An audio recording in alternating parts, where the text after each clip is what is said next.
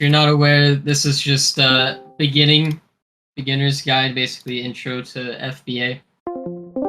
We're just gonna go through these channels a little bit, explain a little bit more in detail what everything is, and really how easy it is, because it's really easy, to be honest. Like, it sounds a little scary. You have to verify for your ID and stuff, but it's not a big deal. Okay, so is FBA for me? So, fulfillment by Amazon. That's what FBA stands for. FBM is fulfillment by merchant. The difference is for FBA, Amazon is going to be doing everything: the storing, packing, shipping, units, and returns, and everything like that. You can do FBM, but this is primarily going to focus on FBA. So basically, I'm sure if you've heard of FBA, I mean, you have if you're in this call, basically. But people think getting ungated is make or break. That if you can't get an ungate on like any products or any big name products, you'll fail. But it's not true. The lead I posted in FBA chat that I bought, like $2,000 worth of, it was an auto ungate for brand new accounts, everybody, and it's gonna make me over $1,000 a month as long as it's good. So, and that's just one product. All right, so we're gonna go over retail arbitrage. That's basically going in store, looking at in-store clearance sales and just regular sales and things like that, and sourcing. And then online arbitrage, which is just buying from online retailers, like Walmart or Kohl's or whatever, anything online. So let me see my list right here. Okay, so yeah, how much can you expect to make? It really varies, because you could put in an hour a day in sourcing and find nothing, or you can get really lucky and find a bunch of huge products and, send it off nicely from the beginning. So, I mean, as much time as you want to put in to sourcing, because that's basically what you're going to be doing the most of, is sourcing, because that's how you're going to make your money. Obviously, you can offload this to virtual assistants and things like that we'll get into detail further along the road, but this is just an intro call for now. So yeah, I would say, maybe 1,000, 2,000 your first month, depending how much capital you want to put into it. When I first started, I only put in like 1,000 just to test it out and see if it was like real. And then, product sold out instantly, like basically as soon as I got through FC transfer, and I just kept scaling up and up and up from there. All right, let me find where we were. Okay, yay. We'll go over the sourcing stuff in a second. I'll show you guys how to like regular source and the reverse sourcing. So the requirements, you do have to be 18 plus with like a valid government identification. So, I mean, you could have, if you're not 18, you can have your parent sign up, but they have to do the verification call, not you with their ID. It has to be the same person and everything has to match. You need a bank account for payouts. I'm sure you all have a bank account. Credit card, it's $40 a month plus fees on whatever you're selling. And then, phone number, the regular stuff to make an Amazon account. I would not recommend you bought or do anything on your seller account, because it does come with a regular Amazon account. Don't do anything. You can buy stuff normally, but don't risk botting or freebies or any of that. It's not worth it. And then, yeah, there's just a sign up link. Can you see the screen share fine? Is it like bugging or anything? It looks good. Okay. Hey, Blubs, can I just chime in and say something real quick? Yeah. Just want to let you guys know, yes, it's $40 a month to sell on Amazon. Yes, Amazon charges more fees than eBay. But here's the thing. For example, last year, the Gabby's dollhouses were huge for me and Slade. We were selling them for like $50 per item more on Amazon than what we were getting them for on eBay. Like we were getting, basically on Amazon, there are so many more customers on Amazon that even though they charge more fees, you get more out of your item. Like you can list higher than you have to on eBay, and they'll still sell. Actually, they'll sell faster. Like we were moving, I don't even remember the exact numbers, but let's say we were selling the dollhouses for like 160 on eBay, and we were only selling like one here and there. we had them listed on Amazon for 200, and they were like flying off the shelves. Like it was, we couldn't package them fast enough. So like you guys definitely have got to get involved in selling on Amazon, even if you don't do FBA. If you're just going to do FBM, which is you fulfill it yourself, like Amazon, so being able to sell on Amazon is so powerful as opposed to just eBay. Okay, I'm gonna shut up now. Yeah, people, they're willing to pay the premium because it's Amazon. It'll be like next day, 2 day shipping, you know, and it's free. Sometimes eBay, it's a little different, and people are willing to pay more, especially when it's from a like Amazon in quotes, because it's technically from you, but it's still fulfilled by Amazon. They have more trust in that. Okay, so yeah, recommended supplies. Honestly, it's recommended, but it's pretty much required if you think you're actually going to do this for longer than a month.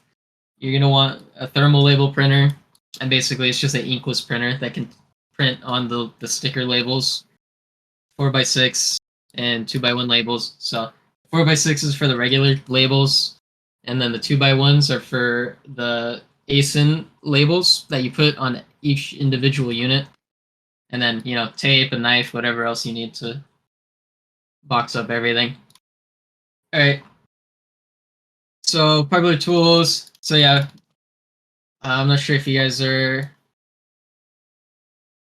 in touch with anything Amazon, FBA, the tools there are to look up for product data, but we have a bot in here that'll tell you all that for free. So that's nice. You don't have to pay anything extra. But yeah, so most of the time people are going to use SellerAmp and Keepa. SellerAmp is basically just Keepa, but just the data is organized differently. And let's see, do we have anything? So yeah, this is basically what SellerAmp gives you, just not in Discord. It'll tell you, you know, how many they're selling. You put in your costs, obviously, and then after fees of the buy box and everything, how much you'll make. Probably, it's an estimate. It's a rough estimate. It's not exact, but it's pretty close. And then we'll go over all these stats a little later. What's important? What's not important? Oh, that's actually the next thing. Okay, guess we'll go with that. Alright, so BSR is the bestseller ranking. So it's like the ranking the product has. It's ranked by how many sales it gets in its respective category. So if it's in like home goods and it's selling a million units or something crazy, then it'll be like number one. So there's multiple number ones. There's multiple rankings. It's per category. Important to remember. And the lower the number is, it means it probably has higher sales, which you can look at with the estimated sales a month to see if you know it's going to be a good seller or not, because it is just estimated. Keep in mind. Okay, so your cost, that's just what you set. Buy box is the current featured offer pricing on Amazon. So if we go like to this or whatever, the buy box is probably going to be this $27.94. Okay, profit, yeah, just the amount you're going to get returned. Return on investment, so the math for that is just your profit over the cost and then times 100 to get the percentage. So usually what I like to shoot for is 20 to 25% if it's going to move really quickly. I don't care on the return as long as it's okay. But if it's going to take a little bit to move, or it's like a higher dollar item, you know, I want that 30% or more, or it's not really worth my time and effort. And then, you know, the amount of FBA sellers that are on the ASIN, the bot will tell you how many people are already on it. Because, like in the picture, see, there's already 4 people selling this.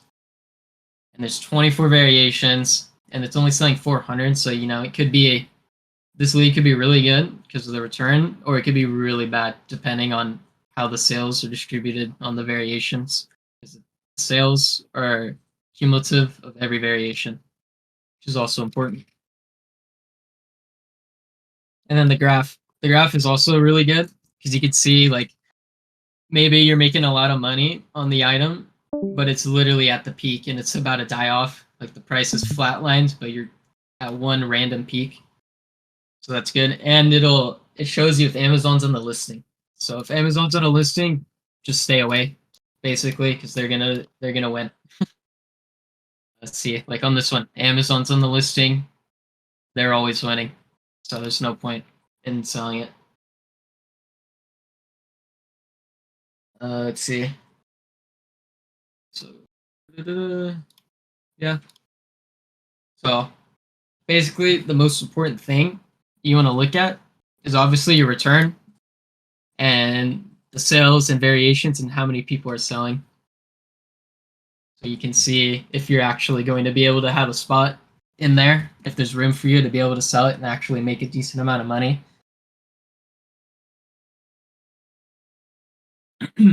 Each product, I try to make at least like 200 a month off of it. And obviously that's still fitting within the, 20 to 30% return. All right, and then yeah, we're gonna go over maximizing margins. So basically, make sure you're using credit cards. If you're using a debit card, throw it away. There's no point. You're just throwing away free rewards. Like even 2% back is good because you're gonna be spending a lot of money over time, and it's gonna add up. Uh, One of my favorite cashback apps is Rakuten. I use this. I try to use this with every lead I can. If they have the sites I'm using, source, and it's really nice. Like they had a promotion a couple weeks ago that was like 25% off on like I forget what site it was. It might have been like Finish Line and Foot Locker and stuff like that. But an extra 25% off is ridiculous. But yeah, like it says, most of the time you're gonna be getting like 1 to 10% back, which is it's good. Even 1% is good. You might as well. It's free money stacked on top of your credit card. And then coupon codes, using extensions, I'm sure you've heard of like Honey and the Capital One app and all those things that find coupon codes. Those are really useful. I also try to manually search for them. Sometimes you can find some the apps haven't picked up.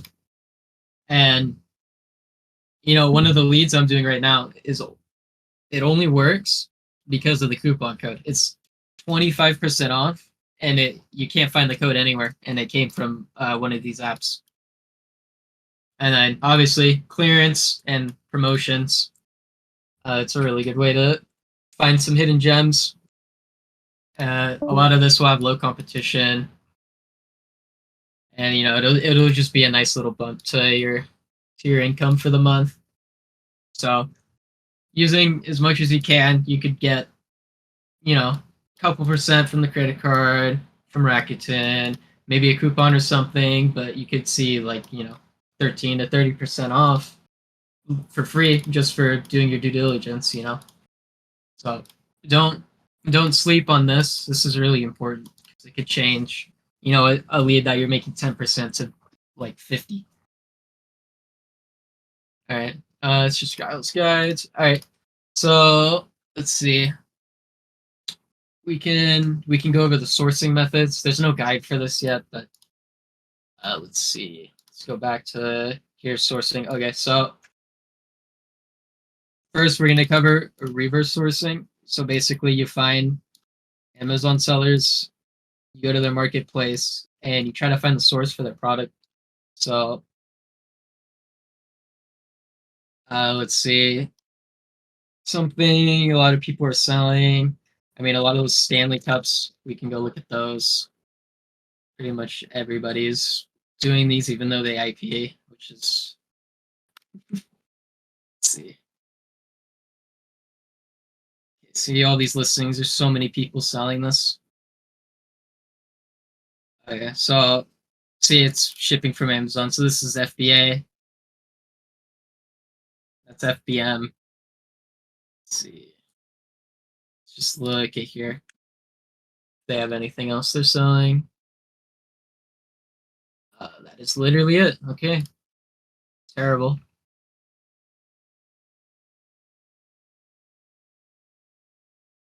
Oh, here you go. The store might have something. Oh, I already know these are good for a fact. Okay, we could just look these up then. Okay, so basically, you find a store on a popular FBA item like that, and then you can go through everything they're selling and see if you can. That might be good too. Figure out where they're getting it from. So we can just search. Let's see. I doubt it's Walmart, but we can just look for example. Let's see, 1999. What's that? Well, that's not going to work. Forget. It's the wrong product. I won't waste too much time doing this, but basically, this is majority of the time on Amazon. What you're going to be doing is sourcing. This is the hardest part. Say Prime, that's probably a decent one. Probably find it in store. It's also really important that when you're sourcing, it is literally the exact same product.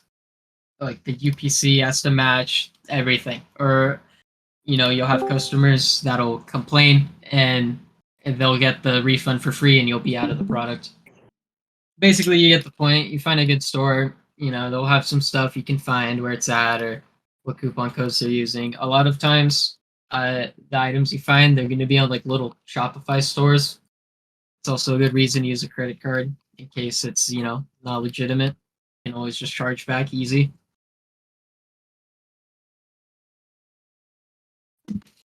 So that's reverse sourcing. Regular sourcing is basically just going to be going to an online retailer. Like you could go to Sam's Club, you could go to Departments and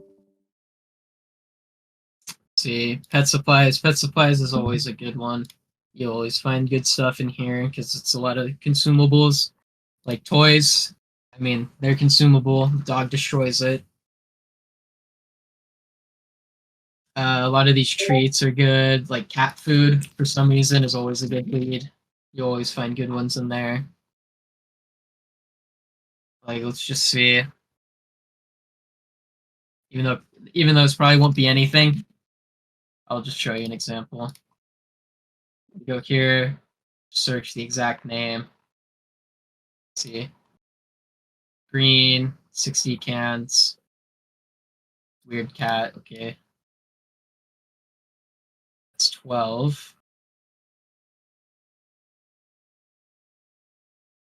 See, maybe they have a different quantity option. No, it's not there. It's 60. Let's try something else.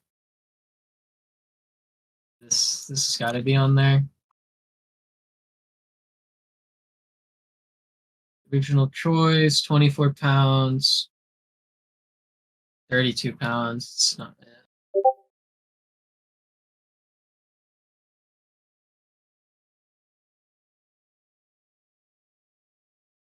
All right, whatever. Let's pretend this is the right one, even though it's not. We'll just pretend. So you see, it's selling for like 45 or something. Someone's FBMing it, probably because it's heavy. It's a lot of shipping costs. So where is our chat? Go here, type the commands. What was it? It was like $27. Let's see, give it a second.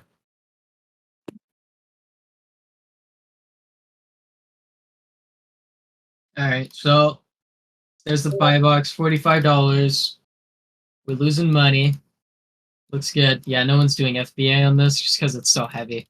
The shipping costs a lot to send in a bunch of units. So it's also something to keep in mind. If you're trying to FBA something that's huge or weighs a lot, it's probably just better to FBM it. The shipping cost is going to be ridiculous, and the storing fees and all of that. You don't really have to worry about storing fees unless it's like something like this. It's big, it weighs a bunch, something like that. So yeah, that basically goes over the sourcing. Okay, let's see. I can't really go over listing without leaking my seller account, but if you go to let's see, I'll just show you guys. Where is it? FBA guides, Giles FBA guides. He has a little thing on how to list. It's really easy. You literally just see. You just go to your manage all inventory section. You just look up the ASIN. You can't really see from the picture, but you click new, and then it'll prompt you if you want to apply to sell, or if you're and you can apply it. click the button, and then it'll usually, if it's a small product or something not from a big brand, it'll just auto ungate, and it'll ungate you right there immediately. So that's always something to watch out for. But the listing's super easy. Sending it in, you use Amazon's labels. They're ridiculously cheap. You just slap a label, you label every single unit individually with the SKU labels. And, that's it. It goes to Amazon. And then they FC transfer it, which means they send it to different warehouses across the country. So it can get in the customer's hands quicker. That's how they, do the 1-day shipping, 2-day shipping prime guarantee. Yeah, the shipping's really easy. Literally, majority of the time, it's just going to be sourcing. That's the hardest part. Ungating's really easy. If you have to get an ungate, all you need is an invoice of quantity 10 or more from the same company, and you can literally order 10 off of Amazon from the company, get an invoice, and just resubmit it. And a lot of companies, they'll have really cheap stuff like Ninja, those blenders we got, I think like a day or two ago. You could buy like these replacement lids on Amazon for like $3 each. So $30 to ungate Ninja. That's really good. That's cheap. So basically goes over that. Don't worry about ungating. Uh, it's something you should get into if you're 18 or have someone that can, sign up for you. It's really quick. It took me, I think, like 30 minutes for the whole thing, including the little interview. And the interview took forever because I kept fucking it up. But yeah, I mean, does anyone have any questions, or Redbeard, anything to add? Something I missed maybe? My only question I was gonna ask, and you kind of already answered it, but like those heaters, I don't know if you guys remember those heaters that we had a price error on here a while back. I think they resell for God like $150 a piece, and there was a price error on them for like, dude, I think I got them for like $40 a piece, but they're kind of heavy. I got like 10 or 15 of them. And I was gonna ask you, like, how would you go about shipping those? Like, would you pallet those up or what? Like to ship it off to FBA, but you're saying like heavy stuff's probably better for FBM, right? Yeah, especially, I mean, 10 or 15, that seems like a lot, but if you just FBM it, you'll be better off, to be honest, since it's so heavy and, the dimensions are quite large. But yeah, you could pallet it, or, ship them out in like 10 boxes. It's just up to you, to be honest. And the pricing, how much is the pallet label versus the 5 boxes of 2 units each? Because when you go to ship, the shipping section, you can choose however you want to ship it. 1 pallet or 10 boxes, 1 in each box. They'll take it however you want to send it. So it's just balancing the cost, and if you want to deal with having to ship them out yourself or not. Gotcha. But yeah, I would probably FBM those since it's only like 10 or 15. So whenever you ship stuff off to FBA, like to the Amazon warehouse, you have to pay right then and there, right? Yeah, If they charge you right there. So if you live near a warehouse, do they allow you to drop off by chance to save on shipping, or is that not a thing? Um, I'd have to look, but I don't remember seeing an option for that. Okay. I mean, I've been an Amazon seller for like 2 years, but I personally have only ever done FBM. I've never actually done FBA. Uh-huh. I know it's crazy, but I mean, most of the items that we source are stuff that like we hit with bots and stuff. So, just me Yeah, personally. it's a lot easier to just FBM it when you have a bunch of random stuff. Yeah, that's mostly like I haven't ever bought like pallets of cat food or anything crazy like that. Yeah. Pallet of cat. I mean, you know what I mean, like to where we have like Yeah. 300 of the same item or something. Yeah. Does anybody else have any questions or anything you guys are confused about that you need touched on more? Or, I mean, you guys are welcome to unmute your mics and ask questions or talk or Yeah. any Ask concerns. I got a question, if you don't mind. How do you deal with competition or undercutting or all that stuff? Okay, so the undercutting thing, it's the buy box, which is like the selling price. It's not dependent entirely on who has the lowest price.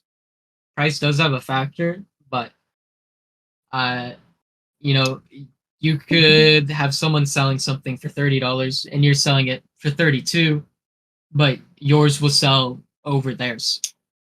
So, but if their price is like $20 or something and yours is still 30, theirs will sell before yours. So there's a lot of factors that go into the buy box, like account history, account health, and a lot of that stuff. So the competition really, when you're doing FBA with like retail arbitrage and online arbitrage, it's really just looking at the graphs and everything and uh, the data, how many sellers are already on it, how many are selling, seeing if there's enough room in there maybe for you to pick up on some of that.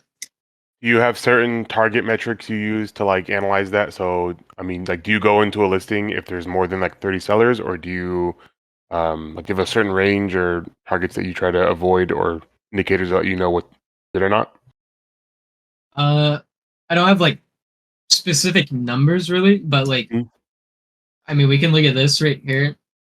There's 400 selling. There's a ton of variations, and people are already selling. So I would probably stay away from this just because of the variations. But let's see. Do we have anything else up here? Okay, let's just pretend this is profitable at 30%, not negative 30. Mhm. 12 sellers. There's 3,000 selling. I would full send this. Buy 1,000 pair of socks. Yeah. There's only 12 sellers, 3,000 selling, 10 variations. There's room for you on that listing. And then you can look at the graph. It's up. It's at the bottom right now. That would be good. Hey, Blubs, But will you pull up a few things? I want to check a couple things. So check out our hyped monitor because I think that is a really good place to source from. Some of like the low key flips that we have.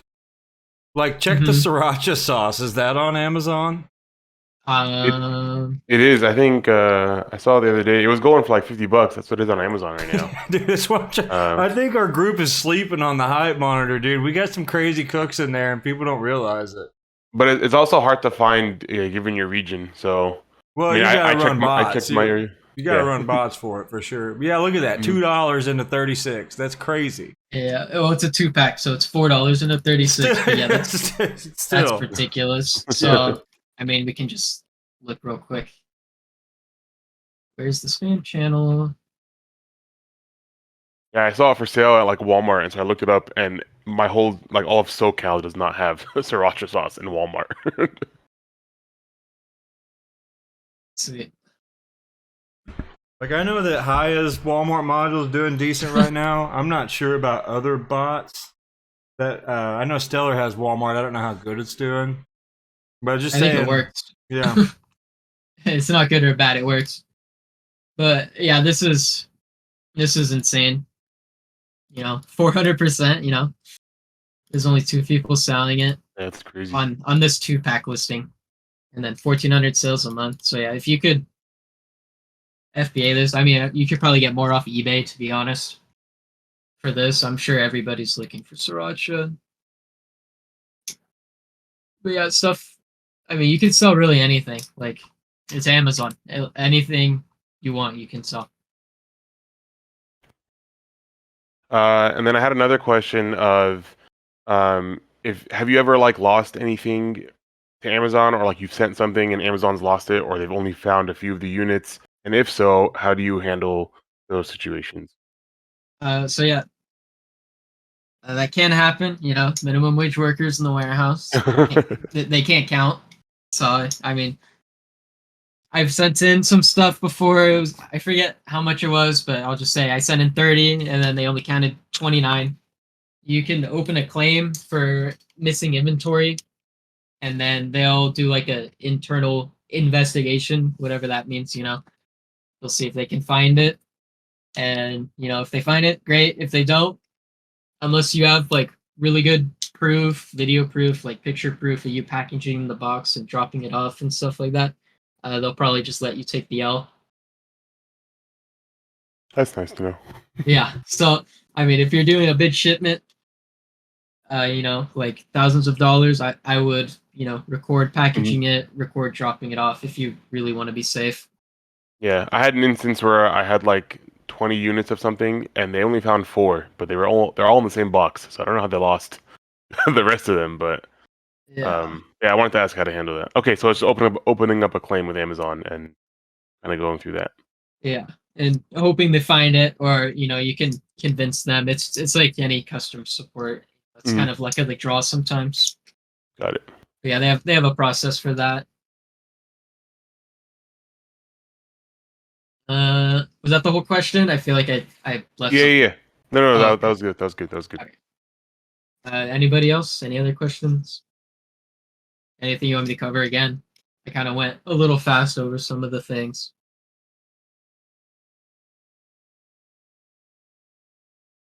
Sorry, one more. I got a bunch of questions, so I don't know if you care. No, no, go ahead. Go ahead. I'm sure everyone What has the same ones. what's like a healthy amount of items to have on a storefront? I've seen people that have like 60, or some people that have like 10 or something. I mean, do you just is the goal to just keep churning new things and always looking for the new product, looking for the next thing, or is there a time where you kind of just once you got a few good products, that's all you're restocking? Like, what's a more realistic situation to expect? I mean, it's really just how much work you want to put in. So you could have like two good products and you just only restock those and you don't care about fulfilling a new one and looking to make more money. Hmm. I did that at one point. I had a couple good products and they weren't going out of stock and they were staying high. So I just rode along that for a while. But it's always good to look for the new thing and add to your portfolio, I guess, your inventory on Amazon of everything you can sell because you don't know when one of your products is gonna just die. Like Amazon gets on the listing, tanks it, or Yeah. the actual manufacturer gets on the listing and starts selling it for the actual price. That happens too. Hmm. Yeah, Um, it's just how much you want to make, how much work you want to do. It's and then what is your process for like getting a new product? I mean, do you order 5 to 10 units of it first before ordering like a full 100 or 1,000, or um, what's your process for that? if I'm trying something out, well, I usually work with small items like makeup, small little boxes, Hmm. $30 selling range, stuff like that. So I'll buy, like $1,000 worth to test out. And then, depending how quickly it sells, then I'll put my next order in. And I usually try to keep it that I have a month worth of inventory. So I just order everything every month. Hmm. So that's usually I do with that. Gotcha. And And that then, also helps your account health, always having stuff in stock. okay, good to know. And then I also wanted to ask, are you under sole proprietor or LLC for this? I think, yeah, I'm under sole proprietorship for my account. Gotcha. Okay.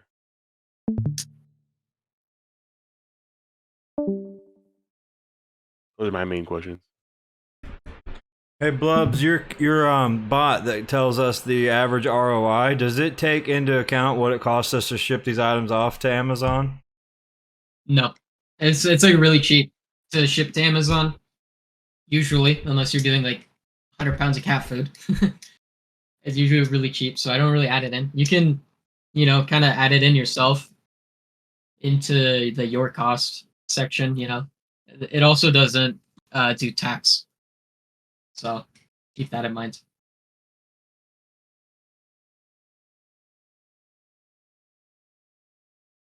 So see the sriracha, I don't know, something costs $1. I have 8% tax. Now it's gonna cost like $1.10. So I would just type whatever ASIN $1.10 instead. And then if oh, the shipping is gonna be like whatever 20 cents for one of them, then you can put the price like that, and then it'll do basically the same math and get you a rough estimate.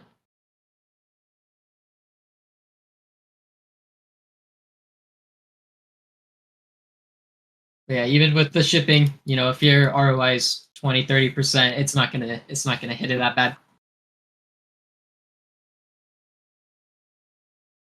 Do you prep all your items when you do FBA, or are you buying stuff that doesn't need prep? Are you talking about like packs, like where you have a 3-pack or stuff Yeah, like that. like packaging things, or maybe it's a bundle or something. Do you do that, or do you or do you pay for Amazon to do that for you? I usually do it all myself. So I'll have like the poly bags and the labels that say "Do not separate" on Hmm. giant. So that happens. The workers separate it, dumbasses. But yeah, that's some other stuff. Supplies if you want, if you're into selling bundles and stuff. Hmm.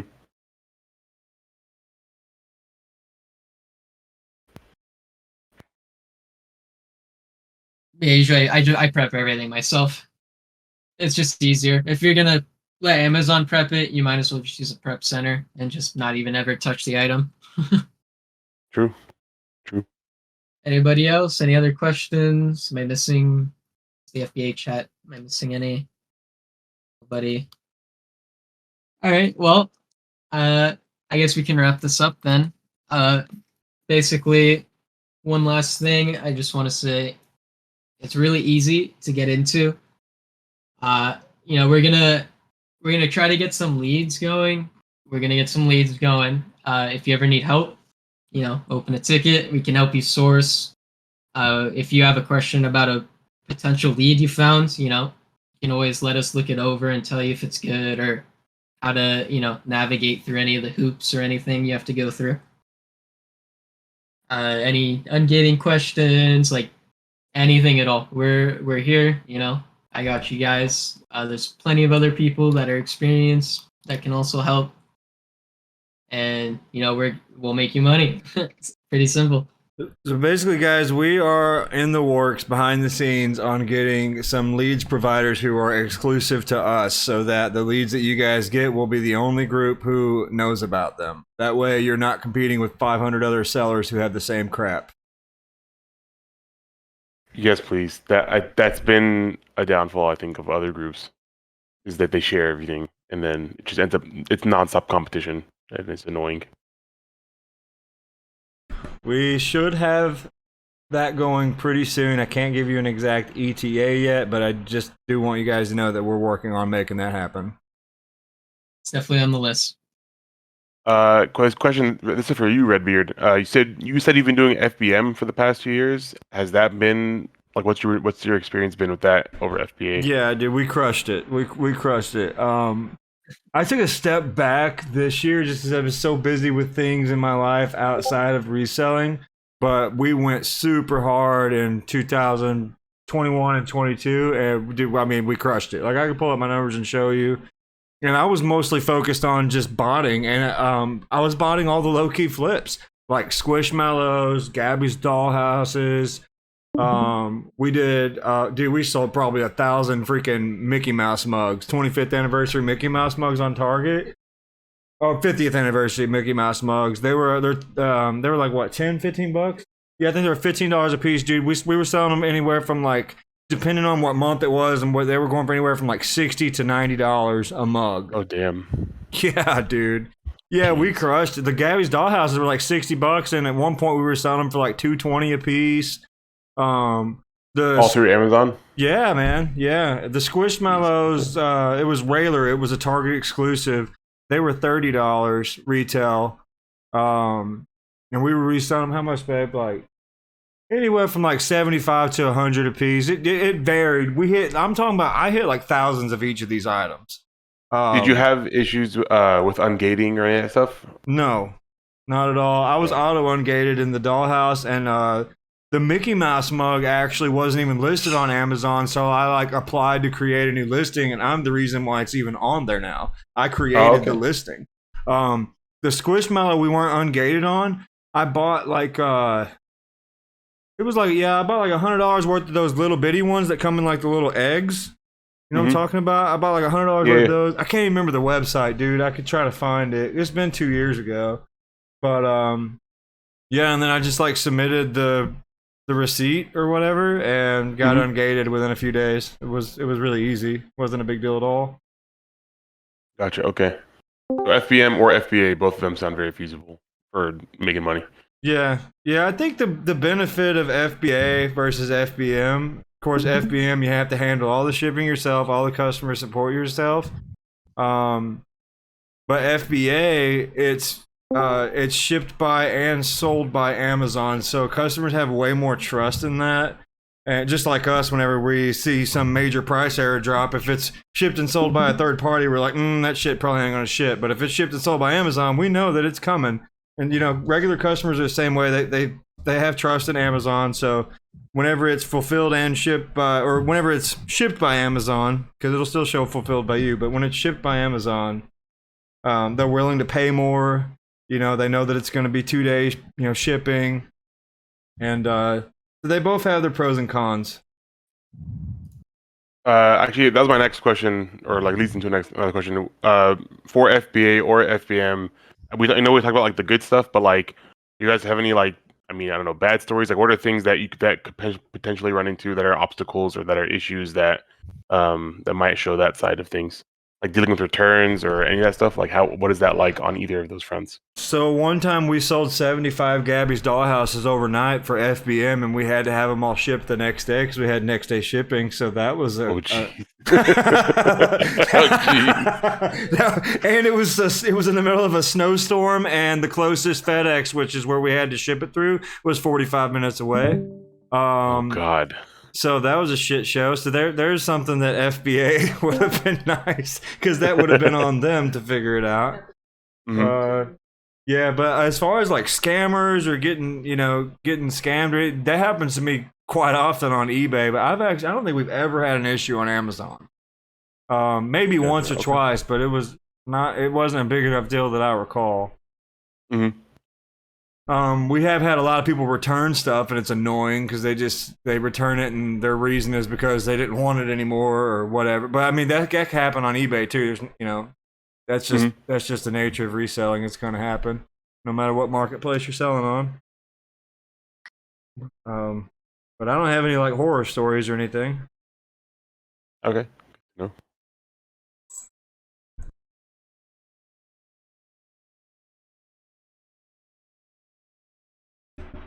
All right, Blubs, you got anything else? Anybody else got anything before we wrap it up? To a horror story, it didn't happen to me personally, but I've heard of people. So you could request payments on Amazon like every day if you wanted to, or you can just let them send it to you. It's like monthly or something. But I've heard of people having their accounts randomly closed with like, tens of thousands of dollars waiting to be sent to them. So now they swear by just requesting the payout every single day. And Amazon support is Amazon support. It's not that great, so it could be very stressful when all your money's locked up. It's also inventory as well, not just money. Mm-hmm. Yeah, your inventory too is also locked up now. I'd like to think that would become some kind of litigation, right? As far as like they close your account, they can't just handcuff your money like that, could they? Yeah, they can. It's probably in their policy somewhere. Yeah, it is in their policy. Yeah. Hey, I got one thing I want to throw out there that I don't think we covered. And I personally think, I don't know if it's for a fact, but I think this is where freebies come from a lot of times. I think that these sellers use it as a tax write-off. So what happens is, when your inventory sits in Amazon's warehouses for so long, I don't know the exact length of time, but after so long, if it's just sitting there taking up space and it doesn't sell, they start charging you like a monthly fee, right, Blubs? Yeah, they charge you. Yeah, so I think that's where all these freebies come from, because these Chinese whatever manufacturers that have all this shit listed, their stuff has probably been sitting for months and months not selling. So I think they like intentionally have a price error, and then we cook the shit out of it, get it all for free, and then they write it off as a tax write-off. I'm pretty sure is what's going on. Yeah, can't confirm that, but on that. Yeah. So, but anyway, sure just wanted you guys to know that, so that you're aware that there is a time limit on how long your stuff can sit in Amazon's warehouses without selling, and then they'll start charging you like a storage fee. I don't know the exact that's why details. I try to only send in a month worth of inventory every month. The other part of flying sales like that is to boost your sales rank. Yeah, I can see that. Your IPI score. Yeah. No, not your IPI. The actual sales rank of the actual listing or the product. Oh, I see. Yeah, that's true. Actually, they'll use dead inventory like that. A lot of times, like if you get the freebie and then you go a day or two later to get the information in case you want to list it, you'll see that it's been swapped out. And that's because they're using that dead inventory to hype that listing so they can Yeah. introduce new inventory into it and use that to sell the new inventory. Hey, Cardboard, I think you have to like get closer to your mic or something like that. You sound really far. Pretty Is much that they're better? hijacking their listings. Yeah, they'll use the old dead inventory that's not moving. They'll give that away for free. They'll get the Mhm. listing itself, higher ranked, but then they'll swap in another Different item that products. they're also Yeah. manufacturing and selling to take advantage of that. I see that a lot when I hit a freebie and I try to list it on eBay a day or two later, and I go back to get the picture and get all the text information to use in my listing, and it's something Mhm. totally different. Yeah. You also see that in the reviews, you see it's a completely different item too. Yeah, a lot of the reviews don't even tie to that item, so they probably do it multiple times over and over with the same listing. Mm-hmm. It's a pretty common tactic, actually.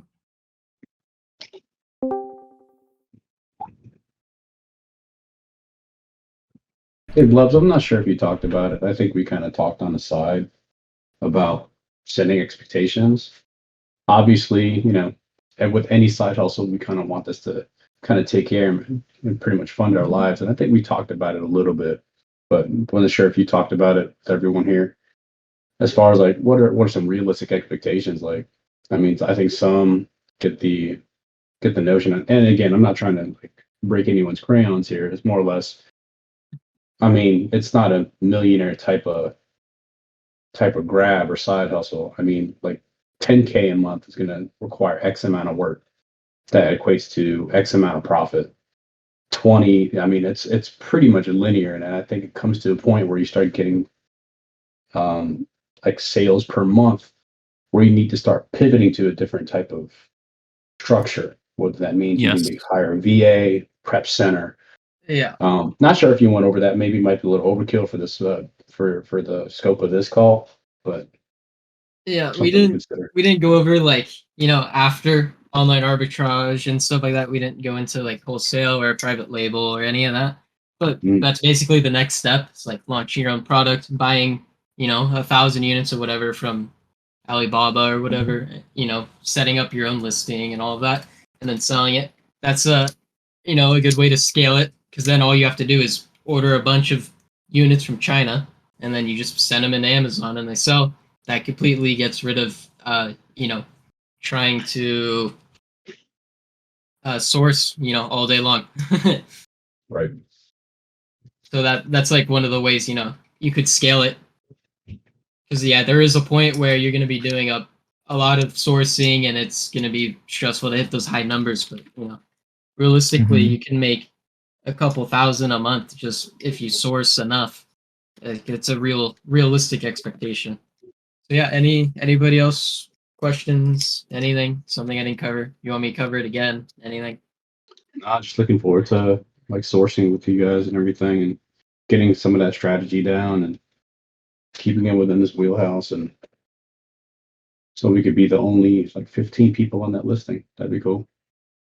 There's a lot of listings where even though there's 30 people selling, you'll still have room to sell and make a bunch of money. So Yeah, especially for the sales rank and just yeah, it's a lot of looking at everything. inventory per month. I mean, Dude, that's the cool thing about Seller Amp is that winning kind of the gives you an idea about how many units that moves per month. w- Yeah. winning the buy box is absolutely insane. Because like the Gabby dollhouses I was talking about, there was probably 50 to 100 other people selling it. But that day that I told you that we sold 75 overnight, we won the buy box at like 2 o'clock in the morning. And by the time we woke up, we went, holy shit. And that was, Yeah, they're all going. yeah, that was like winning the buy first box is time we ever cool. won the buy box too. So when you win the buy box, your shit's gonna move like instantly. At least in my experience. Another side thing is also start pivoting a little bit to Walmart, depending on how big you are.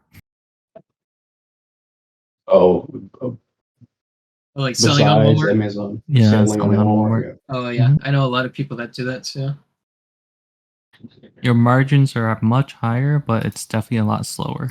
Yeah. Okay, so there's trade-offs, but I mean, just to kind of buy yourself some diversity. Is that something that a lot of seasoned FBA users do? Mm-hmm. Is a process to get registered and Very simple. okay, cool. Something to As long as consider. as long as you have a business. Sure. I just need sourcing, man. I need sourcing bad.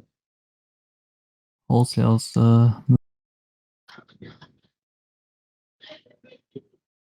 trend items are good for a little bit, but sustainable business wise, you need stuff to move on a quicker basis. So wholesale is kind of the play versus like the actual grind of looking for percentages and inventory and The more before bulk stuff you goes do, out the of stock, better. so to speak. Yeah, the more bulk you do, the better. Okay. Yeah, I think I talked about it with gloves a little bit about private label. That's just a different beast. I don't know if anyone here does it. I mean, it's essentially, you make your own brand. Right, but there's like pay per click, and it's just not different dynamic when it comes to that. It's like a different science of selling. Yeah, I got a friend who It's does just it. I want to get into it, but yeah, it's definitely its own thing. Yep. not necessarily. Depends on how you play it, or depends on how you structure everything. Okay. Like you could not have pay per click, but you could be on national advertising TV, and that would strike, your inventory that way. True. I saw 15K a day and ran out of inventory because I didn't realize they were going on TV.